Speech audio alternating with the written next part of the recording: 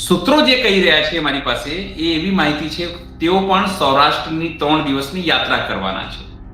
3 દિવસની યાત્રા, જેમાં 250 ગાડીઓ હશે, આ તમામ વસ્તુઓ કરશે. સ્વયં ખેડૂતોએ પોતાના પૈસાથી ટેન્ટ હોય, સાઉન્ડ સિસ્ટમ હોય, જગ્યા હોય, એ તમામ વસ્તુ જે ખેડૂતોએ કરી છે, એ દાવો રાજુ કરપડાના હોય છે. અને હોવા પણ જોઈએ, કારણ કે સ્વાભાવિક છે, એક મજબૂત ચહેરા તરીકે તેઓ ઉપસી આવ્યા છે, ખેડૂતોનું સમર્થન છે ત્યાં. શું માનો છો? એમણે કીધું કે નિષ્ફળ સભા છે. કેમ આવું કીધું હતું એમણે? એટલા માટે આવું કીધું હતું એમણે કે એમણે એવું કીધું કે જે પણ જિલ્લામાં ગયા આમ આદમી પાર્ટીના નેતાઓ, શું એ જિલ્લાના મુદ્દાને તેમણે ઉપાડ્યો? શું ત્યાંના કલેક્ટરને કે મામલતદારને કે ડેપ્યુટી મામલતદારને કોઈ આવેદનપત્ર આપ્યું? ખેડૂતોની જે વાત કરી તો રાજુ કરપડ રહ્યા, એમાં કોઈ બેમત નથી. તો જો આ યાત્રા થશે તો ફાયદો કોને, નુકસાન કોને, અને એમાં બી સૌથી વધારે ફાયદો કોને, એ આગામી દિવસોમાં આપણને ખબર પડશે. એમને આગળ લઈ જવાવાળા લોકો હોય તો સ્વાભાવિક છે એમને આ વસ્તુ કરવી જોઈએ, કારણ કે કોઈ પણ વ્યક્તિ રાજનીતિમાં ભજીયા તળવા માટે આવતો નથી, સેવા કરવા માટે આવતો નથી. એને પણ પોતાનો ચહેરો મોટો કરવાનો હોય છે, એને પણ ધારાસભ્ય થવાનું હોય છે, એને પણ મંત્રી થવાનું હોય છે, એને પણ સાંસદ થવાની લાયક હોય છે, એને પણ સીએમ થવાનું હોય છે, પીએમ થવાની તમામ વસ્તુ હોય છે. નિરાલી રાજુ કરપડા પોતાની નવી જે છે નવી શરૂઆત કરી રહ્યા છે, અથવા તો નવી ઓપનિંગ જે સેકન્ડ ઇનિંગ છે, એની ઓપનિંગ પોતાના ખેડૂત નેતાને પ્રસ્થાપિત કરવા માટે કરી રહ્યા છે.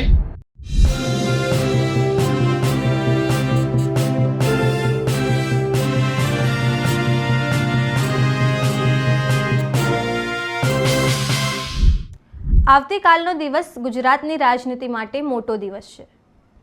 ખેડૂત નેતા રાજુ કરપડાએ આમ આદમી પાર્ટી છોડી ત્યારથી તે સતત ચર્ચામાં છે. હવે આવતીકાલે તે અમદાવાદમાં એક પ્રેસ કોન્ફરન્સ કરી મોટી જાહેરાત કરવાના છે. શું છે આ જાહેરાત? આ વિશે જાણકારી અમારા સહયોગી પાસે છે. નમસ્કાર, હું છું ચંદ્રિકા પુત્રી નિરાલી. તો સીધા જઈએ આપણા સહયોગી અનિલ પટેલ પાસે અને જાણીએ શું છે સમગ્ર મામલો. રાજુ કરપડાએ આમ આદમી પાર્ટી છોડી દીધી ત્યારબાદ તેઓ સતત ચર્ચામાં છે. હવે આવતીકાલે તે અમદાવાદમાં પ્રેસ કોન્ફરન્સ કરવાના છે. આ જ મુદ્દે ચર્ચા કરવા આપણી સાથે જોડાયા છે અમારા સહયોગી અનિલ પટેલ. નમસ્કાર નિરાલી. સર, આવતીકાલે અમદાવાદમાં રાજુ કરપડાની પ્રેસ કોન્ફરન્સ છે, શું કહેવા માંગો છો? એ પ્રેસ કોન્ફરન્સ બરાબર છે, તારો ઉપવાસ છે આજે, બરાબર છે તબિયત? હા, ચલો ચલો હવે સાંભળ, કાલે એમની પ્રેસ કોન્ફરન્સ છે.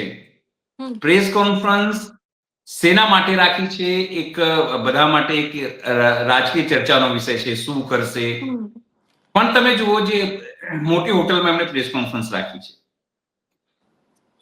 સૂત્રો જે કહી રહ્યા છે મારી પાસે એ એવી માહિતી છે, તેઓ પણ સૌરાષ્ટ્રની 3 દિવસની યાત્રા કરવાના છે. 3 દિવસની યાત્રા, જેમાં 250 ગાડીઓ હશે, આ તમામ વસ્તુઓ કરશે. એટલે આમ આદમી પાર્ટીએ જે પોતાની યાત્રા કરી એને કઈ રીતે ઓછું થઈ જાય અને પોતાનું શક્તિ પ્રદર્શન તેઓ કઈ રીતે તે વિસ્તારમાં કરે, એ ઉદ્દેશ સાથે તેમની યાત્રા એ હોઈ શકે છે. નંબર 1.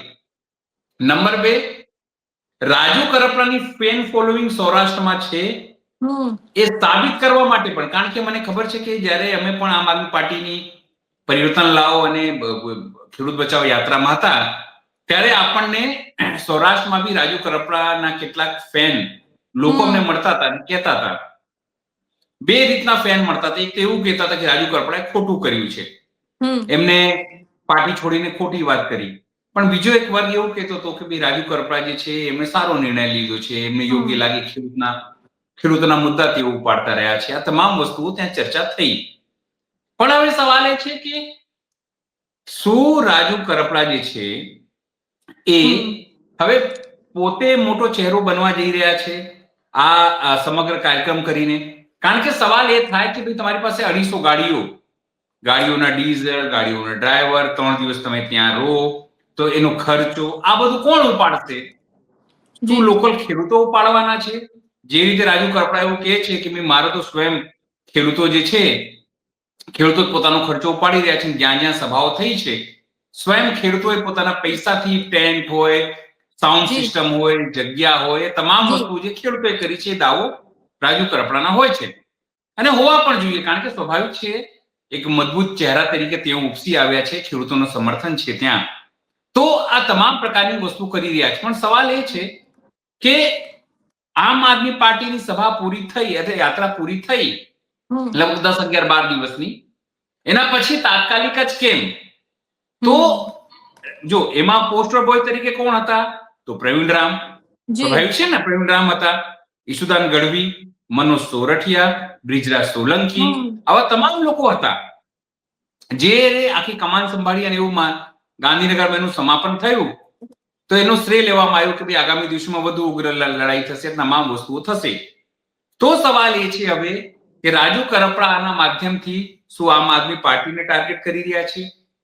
શું આનાથી તે કોંગ્રેસને પોતાની તરફ મોબિલાઇઝ કરશે? શું તેઓ પોતાનો એક ઇન્ડિપેન્ડન્ટ ચહેરો બનાવવા માંગે છે ખેડૂત આગેવાન તરીકે, જેથી 2027માં એમને ભાજપ જોઈન કરવામાં કે કોઈ પાર્ટી જોઈન કરવામાં કે ટિકિટ લેવામાં સરળતા રહે?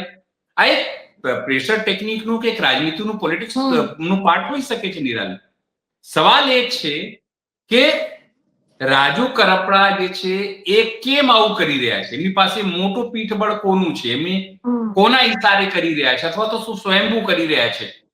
શું એ કહે છે કે હંમેશા હું પોલિટિક્સ જે છે એની જોડે રહેવા માંગુ છું, ખેડૂતોની જોડે રહેવા માંગુ છું અને ખેડૂતોના સવાલો જે છે એ ઉઠાવવા માંગુ છું, ખેડૂતોની સાથે રહેવા માંગુ છું, એમની સમસ્યાઓ સમજવા માંગુ છું. તમામ વસ્તુ એમને કીધી. 3 દિવસમાં 250 ગાડીઓ લઈને તેઓ ફરશે, લોકોને મળશે, આ તમામ વસ્તુઓ કરશે. જો આની પહેલા પણ આપણે રાજુ કરપડા જોડે વાત કરી હતી કે આમ આદમી પાર્ટીની આ પ્રકારની સભા છે અને આ પ્રકારની યાત્રા છે, તો તમે શું માનો છો? એમણે કીધું કે નિષ્ફળ સભા છે. કેમ આવું કીધું હતું એમણે?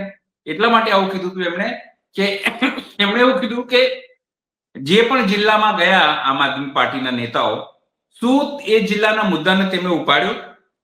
શું ત્યાંના કલેક્ટરને કે મામલતદારને કે ડેપ્યુટી મામલતદારને કોઈ આવેદન પત્ર આપ્યું કે ભાઈ આ સમસ્યા છે, આ સમાધાન અમે તમે કરો, ખેડૂતની આ સમસ્યા છે, તમામ વસ્તુઓની સમસ્યા છે, કરો? એ વાત જયારે મેં રાજુભાઈને પૂછી ત્યારે એમણે વાત કરી કે આવું કંઈ કર્યું? મતલબ ખાલી એ છે કે એમણે એવું કીધું હતું કે આમ આદમી પાર્ટીના લોકો માત્ર રીલ્સ બનાવવા માંગે છે, માત્ર સોશિયલ મીડિયામાં ફોટો પડાવવા માંગે છે, ભાષણ કરવા માંગે છે. પણ હું જે છે એ સાચો ખેડૂત નેતા છું અને લોકોના બેઝિકમાં જવા માંગુ છું. પણ મેં તમને કીધું એ પ્રમાણે નિરાલી કે સવાલ એ છે કે રાજુ કરપડાને શું હવે માત્ર સુરેન્દ્રનગર નહીં આખા સૌરાષ્ટ્રનો મોટો નેતા થવો છે? તો શેના માટે થવું છે? સેવા માટે તો કોઈ હોય નહીં, પોલિટિક્સમાં જવા માટે જ હોય. સમજો, મારે હું કોઈ વસ્તુ કરતો હોય કે આપણે આ ડિબેટ કરી રહ્યા છે તો શેના માટે કરી રહ્યા છે? કે આપણને ખબર પડે કે આ મોટી યાત્રા થશે તો મોટી યાત્રાથી કોનું નુકસાન થવાનું છે, કોને ફાયદો થવાનો છે. તો સ્વાભાવિક છે આનાથી આમ આદમી પાર્ટી જે મોમેન્ટમ ઊભું કર્યું છે ગ્રામીણ વિસ્તારોમાં, એ મોમેન્ટમને કઈ રીતે તોડવામાં આવે અથવા તૂટે. કે સ્વાભાવિક છે રાજુ કરપડા આમ આદમી પાર્ટીમાંથી જ અલગ થયા છે. આખો ફેસ ખેડૂતોની જે વાત કરીએ તો રાજુ કરપડા રહ્યા, એમાં કોઈ બેમત નથી. તો જો આ યાત્રા થશે તો ફાયદો કોને, નુકસાન કોને, અને એમાં બી સૌથી વધારે ફાયદો કોને, એ આગામી દિવસોમાં આપણને ખબર પડશે. પણ કાલના જે પ્રેસ કોન્ફરન્સમાં આ જાહેરાત કરવાના છે કે 3 દિવસની તેમની યાત્રા, અને યાત્રા બાદ તેઓ એક મોટા ખેડૂત નેતા તરીકે, ઇન્ડિપેન્ડન્ટ ખેડૂત નેતા તરીકે પોતાને પ્રસ્થાપિત કરવા માંગે છે. નિરાલી, સર, અમદાવાદમાં આવતીકાલે જે પ્રેસ કોન્ફરન્સ છે, શું એમાં કોઈ મોટા ખુલાસા થઈ શકે છે? જો શરૂઆતમાં એક એવી વાત આવી હતી જ્યારે એમને પ્રેસ કોન્ફરન્સ માટે બધાને મેસેજ મૂક્યો, તો એ મેસેજ આવ્યો કે કદાચ કોઈ મોટો ખુલાસો કરો. કારણ કે કેટલાક લોકો એવું કહેતા હતા મને કે આમ આદમી પાર્ટીમાંથી ક્યાંથી ફંડિંગ થાય છે, શું થાય છે, કેવી રીતે થાય છે, એનો ખુલાસો કરી શકે છે. કેટલાક નેતાઓનો ખુલાસો કરી શકે છે, કેટલાક ઓડિયો વિડીયો જે છે એનો એ ખુલાસો કરી શકે છે. એટલા માટે તેઓ અમદાવાદમાં પ્રેસ કોન્ફરન્સ રાખી છે. નહીં તો એ સુરેન્દ્રનગરના કોઈ સર્કિટ હાઉસમાં કે પોતાના ઘરે કે પોતાના ખેતર કે કોઈ જગ્યાએ બોલાવીને એ પ્રેસ કોન્ફરન્સ કરી શકતા હતા. પણ અમદાવાદમાં પ્રેસ કોન્ફરન્સ કરવાનો તો કોઈ મોટો ખુલાસો હોઈ શકે છે. પણ જેમ જેમ સાંજ થતી ગઈ તેમ તેમ સ્પષ્ટતા થતી ગઈ કે તેઓ હવે એક 3 દિવસની યાત્રા કરવાના છે અને યાત્રા દરમિયાન એમનો ચહેરો મોટો થાય, ઇમ્પિટન્ટ ખેડૂત નેતા તરીકે મોટો તેમનો ચહેરો થાય, એવા તમામ પ્રકારના પ્રયાસો કરશે. જો જ્યારે રાજુ કરપડા અલગ થયા આમ આદમી પાર્ટીમાંથી, તો ત્યાંના લોકલ બીજેપીના ધારાસભ્ય તેમને આમંત્રણ આપ્યું. એના પછી તો કોંગ્રેસના પાલભાઈ આંબલિયા હોય, પેલા ભાદરકા વાળા બાપુ હોય, સીધી રીતે વાત કરીએ તો અમિત ચાવડા હોય, લાલજી દેસાઈ હોય, તમામ લોકો એમની જોડે મીટિંગ કરી. પણ આ તો રાજુ કરપડાનું ડિસિઝન લેવાનું છે કે તેમને કઈ તરફે જવાનું છે, તેમનો ફાયદો ક્યાં છે. મારા કેટલાક સૂત્રો તો એવું પણ કહે છે કે રાજુ કરપડા જયારે હર્ષ સંઘવીને મળવા ગયા હતા તો ત્યાં અમિત શાહ સાથે તેમને મીટિંગ કરી. અમિત શાહે એમને વોટ્સઅપ કોલમાં એમને આશ્વાસન આપ્યું કે તમે ચિંતા ના કરો, તમને ચોટીલાની સીટ અમે આપીશું લડવા માટે. આ તમામ વસ્તુઓ થઈ છે, પણ આ બધી ઉડેલી વાતો છે માર્કેટની. આ બધી ચર્ચા માર્કેટમાં થઈ છે વાત. હવે શું સત્ય છે શું નહીં એની પુષ્ટિ આપણે ના કરી શકીએ. આપણી પાસે એવો કોઈ મોટો પ્લેટફોર્મ નથી કે આપણી પાસે 5000 કાર્યકર્તા હોય, 5000 રિપોર્ટરો આપણી પાસે હોય તપાસ કરીને અબજેમાં વસ્તુ. પણ જે માર્કેટમાં જે વાતો વહેતી થઈ છે નિરાલી, એ વાતની હું તમને કહું છું. આ તમામ પ્રકારની વસ્તુ અત્યારે ચાલી રહી છે. પણ કાલે તેઓ 3 દિવસની યાત્રા જે છે કરવાના સૌરાષ્ટ્રમાં, એવી કોઈ જાહેરાત કરવાના છે એવી વાત અત્યારે મળી રહી છે. રાજુ કરપડા આગામી દિવસોમાં શું રણનીતિ અપનાવી શકે છે? જો રણનીતિની વાત કરીએ તો રાજુ કરપડાની એ વાત ખબર છે કે તે ખેડૂતોના નેતા છે. ખેડૂતો તેમના ઉપર કમસે કમ ઝાલાવાડમાં તો વિશ્વાસ કરે છે. એ અસર છે કે તેઓ જુનાગઢ, એ અસર છે કે તેઓ ગીર સોમનાથ, એ અસર તેઓ છેક રાજકોટના ગોંડલ, એ તમામ જગ્યાઓ પર કરી શકે છે કે કેમ, એક મોટો સવાલ છે. હવે એ રણનીતિ અપનાવે અને પોતે વ્યક્તિગત મોટો ચહેરો થવાનો એ પ્રયત્ન કરી રહ્યા છે. અને એમાં કંઈ ખોટું પણ નથી, હું વ્યક્તિગત માનું છું. જો એમની પાસે પોલિટિકલ બેકગ્રાઉન્ડ હોય, પોલિટિકલ કમ્પન્સેટ કરવાવાળા લોકો હોય, એમને આગળ લઈ જવાવાળા લોકો હોય તો સ્વાભાવિક છે એમને આ વસ્તુ કરવી જોઈએ. કારણ કે કોઈ પણ વ્યક્તિ રાજનીતિમાં ભજીયા તળવા માટે આવતો નથી, સેવા કરવા માટે આવતો નથી. એને પણ પોતાનો ચહેરો મોટો કરવાનો હોય છે, એને પણ ધારાસભ્ય થવાનું હોય છે, એને પણ મંત્રી થવાનું હોય છે, એને પણ સાંસદ થવાની લાય હોય છે, એને પણ સીએમ થવાનું હોય છે, પીએમ થવાની તમામ વસ્તુ હોય છે નિરાલી. તો એ આજીવન કઈ કાર્યકર્તા બનીને કે ખેડૂત નેતા બની તરીકેની ઈચ્છા ના હોય. અને એમાં કઈ ખોટું બી નથી. હું તમને વ્યક્તિગત કહું, તમે જોડાયા છો સમજો આપણે અમારી સાથે, તો તમે આજીવન રિપોર્ટર નહીં રહો. તમને બી ઈચ્છા થશે હું ક્યારેક એસિસ્ટન્ટ એડિટર થાઉં, સુપર રિપોર્ટર બનું, લોકો મને ઓળખે, ઘરે ઘરે જોઈને બસમાં બી ઓળખી જાય, ગાડીમાં બી ઓળખી જાય, લાલ બત્તી ઉપર ઉભી રહું ગાડીમાં તો બી મને ઓળખી જાય. ઈચ્છા હોય ને એમાં કઈ ખોટું નથી. જો અપેક્ષાઓ રાખવી કઈ ખોટું નથી, પણ એના માટે તમે કોઈ બીજાને બદનામ કરીને તમે એ વસ્તુ પ્રાપ્ત કરો એ ખોટું છે. ભાઈ, મેં કાજલબેન સુવાનું ઇન્ટરવ્યુ કરેલું, તમને કહું, સુરેન્દ્રનગરમાં. કાજલબેન સુવા એ રિપોર્ટર છે જેમણે આ સમગ્ર હળદર કાંડ જોઈ હતી, જે ત્યાં ઉપસ્થિત રહ્યા હતા. કેટલાક વિડીયોઝ એમને ડિલીટ કરી દેવામાં આવ્યા હતા. અને એમણે એક વાત જરૂરથી કહી હતી કે રાજુ કરપડા જે છે એમના જવાથી ખેડૂતોના જે આંદોલન છે એને ઝટકો લાગ્યો છે. રાજુ કરપડાએ પોતાની વ્યક્તિગત અપેક્ષાઓ કરતા ખેડૂતોની જોવી જરૂર હતી. હું આ વાતમાં માનતો નથી. કેમ જોવાની જરૂર છે? ભાઈ, રાજુ કરપડા જેલમાં રહ્યા, જે પણ મુશ્કેલી પડી એના પરિવારને પડી. સ્વાભાવિક છે રાજુ કરપડાને સ્વતંત્ર રહેવાનો નિર્ણય તમારે માન આપવું પડે. જે એમને લાગ્યું તે તેમણે કર્યું. આપણે એના ઉપર બ્લેમ ના કરી શકીએ એમને સાચું કર્યું ખોટું કર્યું, કારણ કે તમે સાચું શું કરો છો, ખોટું શું કરો છો, એનો નિર્ણય તમારું ભવિષ્ય, સાચું છે કે ખોટું, એ તમારો ફેસલો એ ભવિષ્ય કરતો હોય છે. એટલે હું વ્યક્તિગત એવું માનું છું કે રાજુ કરપડા પોતાની નવી શરૂઆત કરી રહ્યા છે, અથવા તો નવી ઓપનિંગ, જે સેકન્ડ ઇનિંગ છે એની ઓપનિંગ પોતાના ખેડૂત નેતાને પ્રસ્થાપિત કરવા માટે કરી રહ્યા છે. અને આગામી દિવસોમાં આપણે હજુ પણ ઘણા બધા ડેવલપમેન્ટ થશે, કારણ કે સૂત્રોને માનીએ છીએ તો એ ચોટીલા લડવાના છે અને ભાજપ માટે લડવાની એવી વાત અત્યારે આવી રહી છે.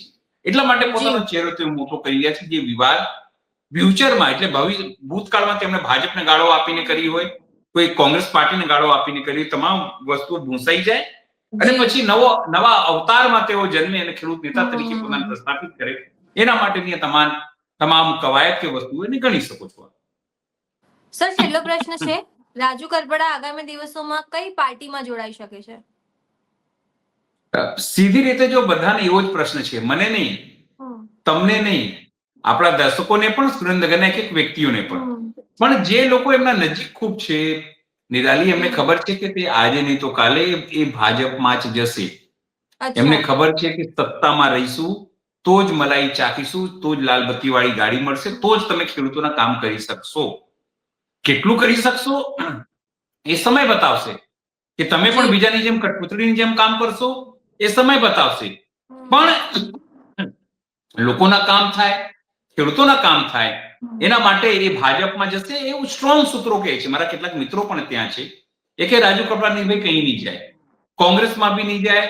પણ તેમ છતાં હું તમને કહું, આજે જે આપણે વાત કરી રહ્યા છે ને, સમજો સાંજના સમય, એ તમને એની વાત કરું છું. એ જો પોલિટિક્સમાં કેવું એક મિનિટ પલટાતી હોય, તમે સમજી જાઓ, એક મિનિટ કિંમતી હોય છે. 1 મિનિટ શું નિર્ણય લેવાશે, નિર્ણય નથી. પણ આજે ટીલ ટુડે સાંજે આપણે 7:30 વાત, ત્યાર સુધી એવો નિયમ છે, કદાચ એ ભાજપમાં જશે આગામી દિવસોમાં. પણ હજુ કહું કે કાલે શું થશે આપણને ખબર નથી. જી સર, ધન્યવાદ જોડાવા બદલ. તમે કીધું તું મને કે 15 મિનિટ વધારે નહીં કરો, મેં વિચાર 15 પૂરું કરો. ભૂખ લાગી છે એટલે. અરે કોઈ વાંધો નહીં, ખાંસી આવી ગઈ, સોરી, માફ કરશો. તમે કીધું તું ખાંસતા નહીં. જી. તો જેમ તમે અમારા સહયોગી અનિલ પટેલની વાત સાંભળી, તમે તેમની વાતથી કેટલા સહેમત છો, શું વિચારો છો, કમેન્ટ કરીને જણાવજો. અત્યાર માટે બસ આટલું જ. સમાચારને લગતી વધુ અપડેટ્સ માટે અમારી વેબસાઇટ www.gujaratplus.in પર પણ માહિતી મેળવી શકો છો. ધન્યવાદ.